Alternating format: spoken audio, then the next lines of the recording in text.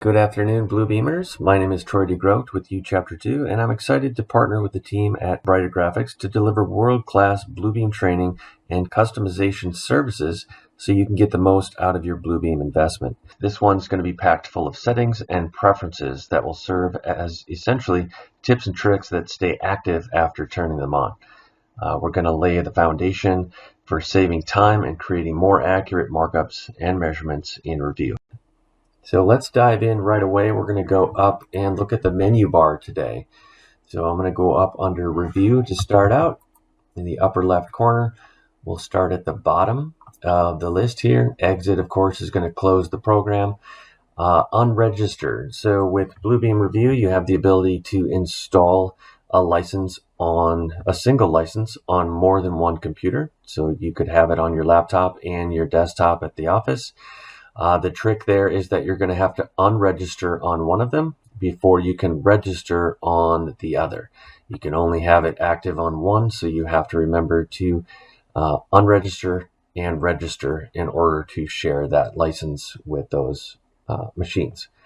The next one here is the administrator. When I click on that, it's going to open up a window here asking me if I want to allow administrator to make edits. So I'm going to click yes.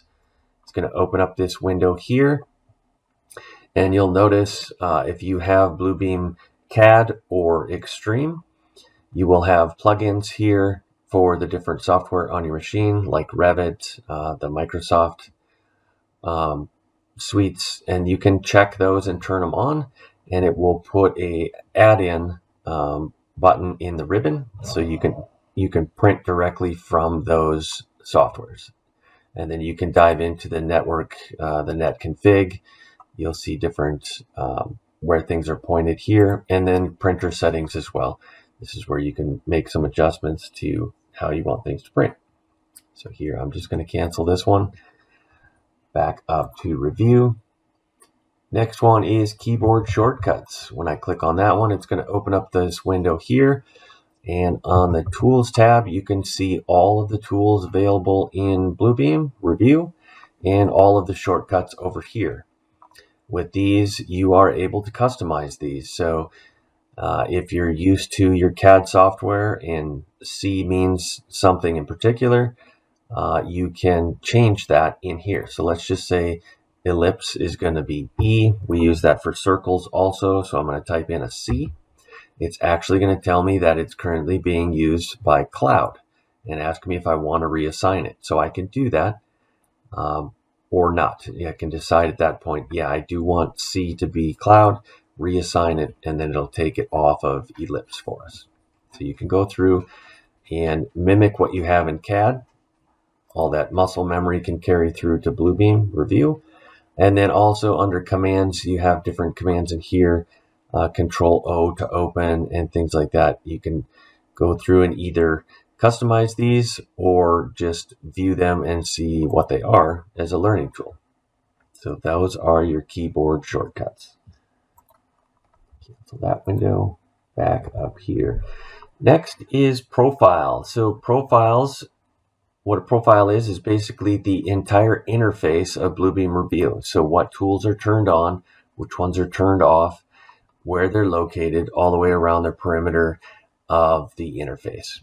And we can build custom profiles to fit your company, turn off all the tools you'll never use, reduce that clutter, and turn on the ones that you do need. So some different examples here. If I go to the tool chest, for this particular profile, you'll see some tools that I built during classes, estimating classes. If I switch over to a different version of Bluebeam I have open, you'll see I have a profile for a concrete contractor. I have slabs, walls, piers, and then all of my custom tools that we built for slabs. So you can customize your profile, the interface of Bluebeam Revu, to have just the tools that you need. Click back into this one, back up to Review. Markup mode and view mode. So depending on what type of license you have, you may want to look in here. If you're in markup mode, that means that you can actually make markups on the drawing. If you're in view mode, that means that you can only view PDFs. You can't mark them up, and you're actually not pulling a license from the pool of shared licenses there. So if you stay in view mode, you're not actually using a license. You're just viewing those. As soon as you move it to, as soon as you highlight blue, the markup mode, now you're pulling a license from that pool and you're able to mark things up. Okay. Next one up here is our preferences. I'm going to click in here. We'll spend a little bit of time here today. First off, under General on the left, Options on the top, I'm going to have you guys fill in your full first and last name for your username. And this is going to show up in a few different places in Bluebeam. Those of you that have been using Bluebeam Revu for a while, you'll know that there's a markups list down at the bottom that records all of the markups that you're doing, and it's going to tell us who the author is. So this is where it's pulling that author name is your username.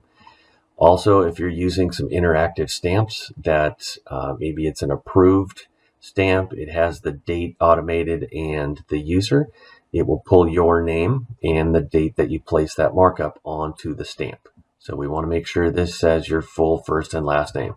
A lot of times that defaults to a computer name or some sort of an abbreviation or something like that. I would change that to your full first and last name. And if we go over here to grid and snap, you'll see, just like in CAD, when we start drawing lines and doing measurements, we can snap to the content of the PDF. So snap to the line work in the drawing. We can also snap to markups that we place.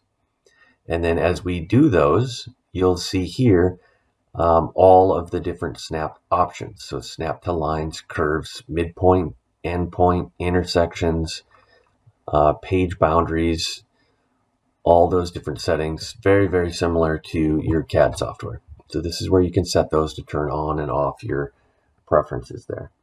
If we jump over to spelling, little tip in here, we of course have our different spelling settings here, but we also have enable autocomplete. If I click on manage, a lot of times, because I build a lot of custom tools for customers, I'll come in here and I need to clear different things. So if I jump into my name here, I can select my name here, I guess, go into, if I want to look at just the subject, these are all the different subject entries that I've put in. And I can look through here if there's ones I'm never going to use again. If there's ones that are spelled wrong, I can select those and clear it using the X, or I can clear all, depending on how I want to clean up this list. If there's spelling errors, it's annoying to go in there and go to enter a subject and you constantly see that one that's spelled wrong. So you can come in here and clear that from the subject so you never see it again. So kind of a cool little tip there. You can clear all of those different categories of the different settings and entries that you don't need anymore. Next, we're going to go to back over to options. Let's go down a few and look at some of these. Okay, we'll go to tools on the left here, and under markups, one that I like to keep on is the reuse tools.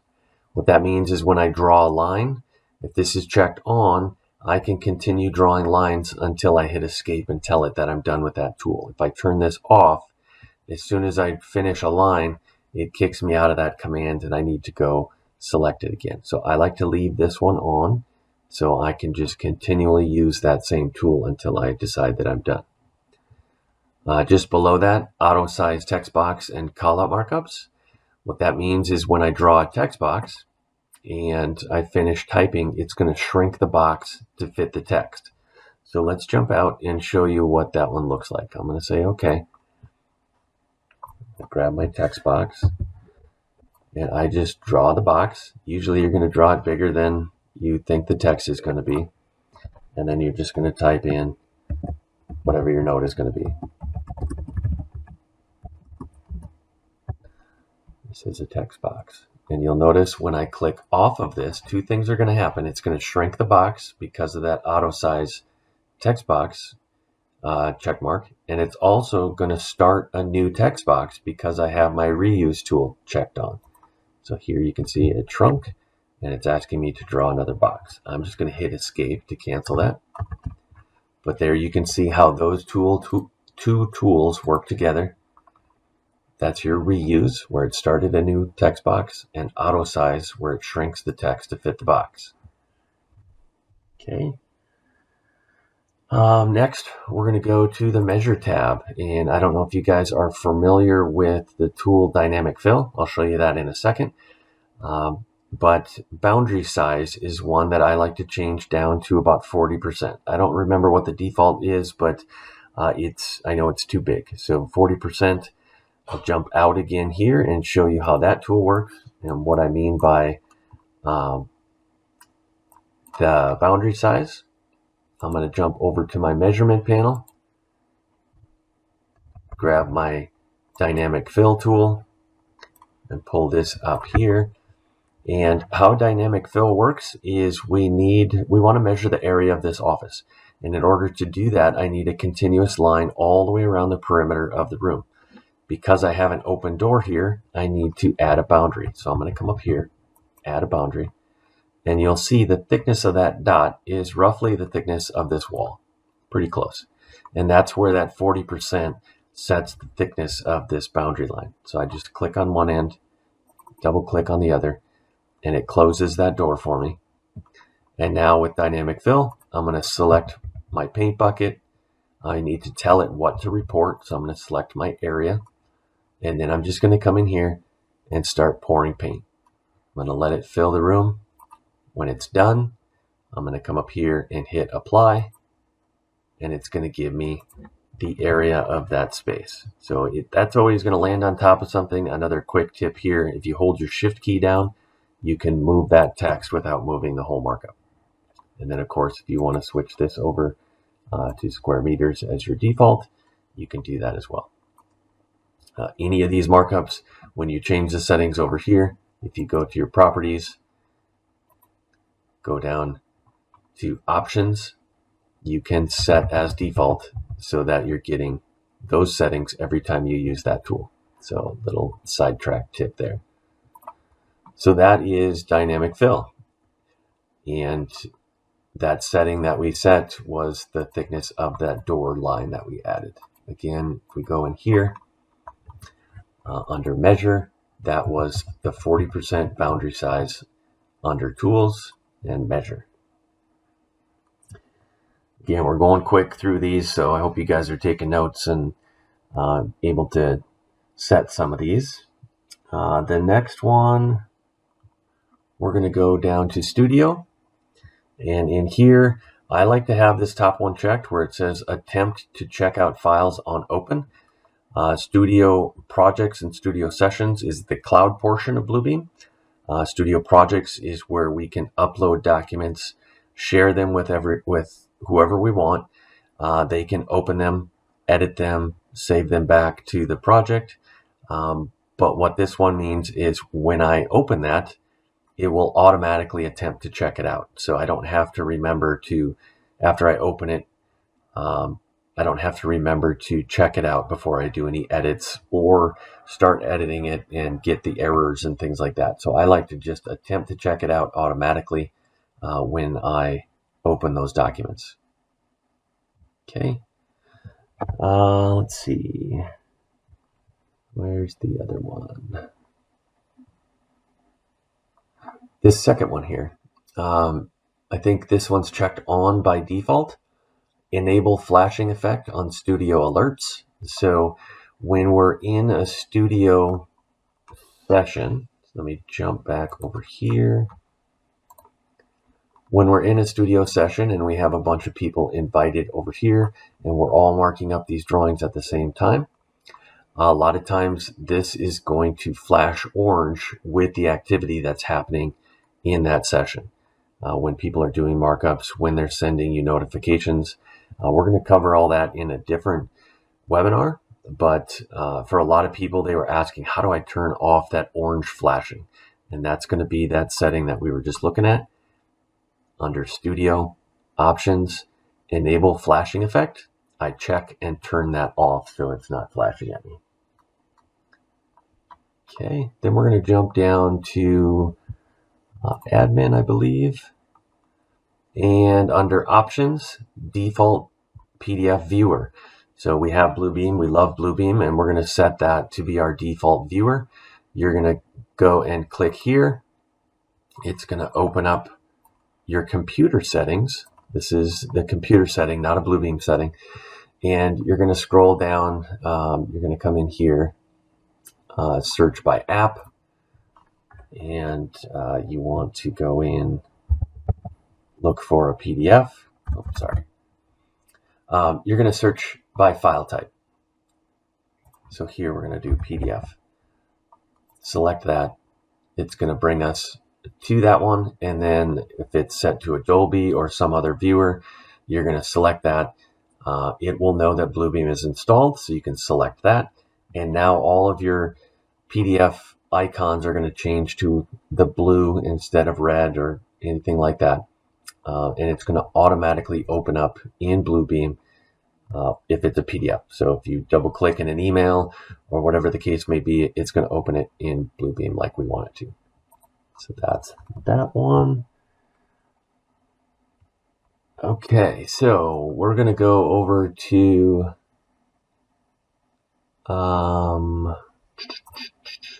netconfig,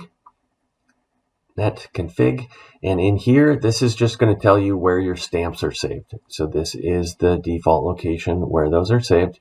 You can always browse to another location if you want to share those. Same thing with email templates.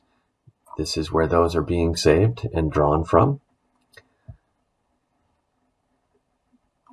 Next, I want to show you, we'll go back to options. So after today's webinar, after you set all of these settings and you get everything looking the way that you want, you're going to want to go to the admin tab again, go to options and backup. You want to back up all your settings and save that somewhere. And then if you upgrade your software or like me, my computer crashed last week, had a bit of a stressful week last week, but you can always go back and restore that, pulling from that backup that you saved. So I would encourage you once in a while to come in here and back up your settings. Okay, so that's it for preferences. I'm going to say okay.